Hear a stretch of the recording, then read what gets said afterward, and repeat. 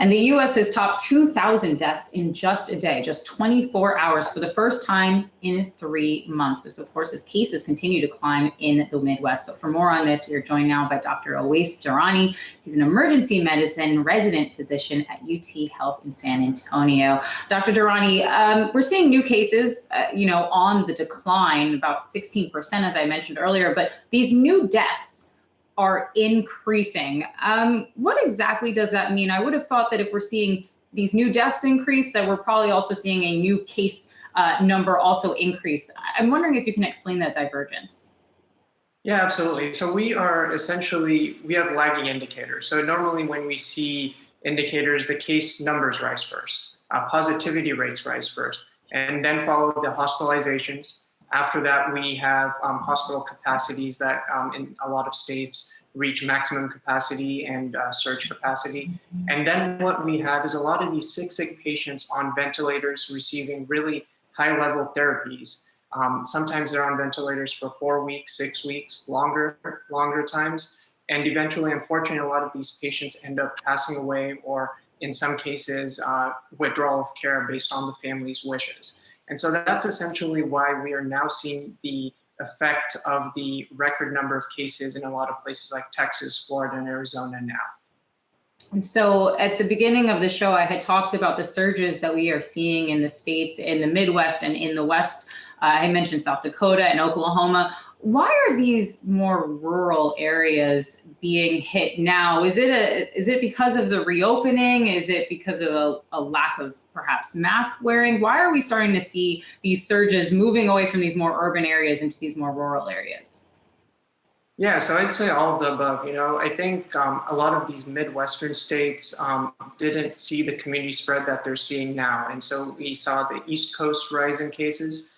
And then we saw the rise in cases in Texas, Florida, Arizona, the southern areas. And now we're starting to get into those kind of more rural Midwestern states. I think the message here is heed the warnings. In Texas, we saw a rise in cases, a rise in positivity rates, and we really didn't do much about it.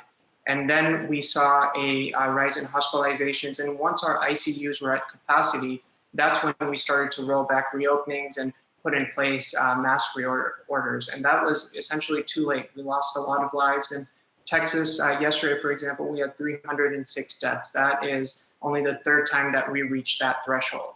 And so for the Midwest states, a lot of them in the rural areas, they don't have mask orders. And so I would urge those leaders to put in place those orders. And even if you don't have orders, I think us as citizens need to realize that masks save lives and that we need to wear them, because that is the one thing that we found saves lives at this point. I want to ask you about the school debate that we have going on around the country. Here in New York, Governor Cuomo said that schools are going to be reopening in the fall, but we've seen some pretty alarming pictures from schools that have already reopened.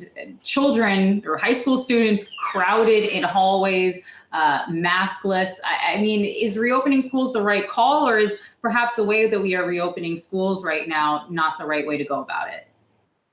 I think once again, an issue that is related to this virus has been politicized. And so we're having too many conversations of, who's controlling this decision, the states, the local governments, the federal governments. I think it needs to not be a debate, but a conversation between all levels of government to see what the best decision is.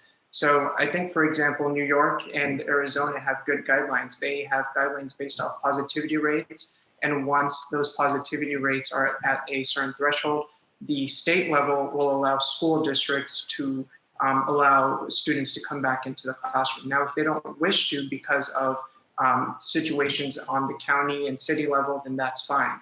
And so I think it needs to be a decision that states support local school districts, and then school districts find out what the best model for them is. Is it a hybrid model? Is it a staggered model? What their cleaning protocols are? And I'd emphasize that testing still plays a big part. Having a positive in a class and then getting everyone tested, not knowing the results for 7-10 days is unacceptable. We need quick turnaround time so we know which students need to stay at home and then which students can come back if that is the model for that particular school district. Doctor, I want to ask you one last question about the aid that we're seeing going to different states. We've seen the president, we've long known that the coronavirus has become incredibly politicized. The president singling out Texas and Florida, of course, those are two states with Republican governors, for essentially coronavirus help. I mean, what are your thoughts on a move like that, especially as we're seeing other states, California, for example, still being a hotspot? Yeah, once again, it's unfortunate that things are politicized. You know, as doctors, we like to focus on the science and the facts, but I can't help seeing this as a political move with Texas and Florida getting that aid. I think one thing we've learned through this pandemic that works is good policymaking, and that being based on public health measures and science. And I think at every level of government, whether that's the federal level, state level, city level, we need to base those decisions on those facts that we all know about.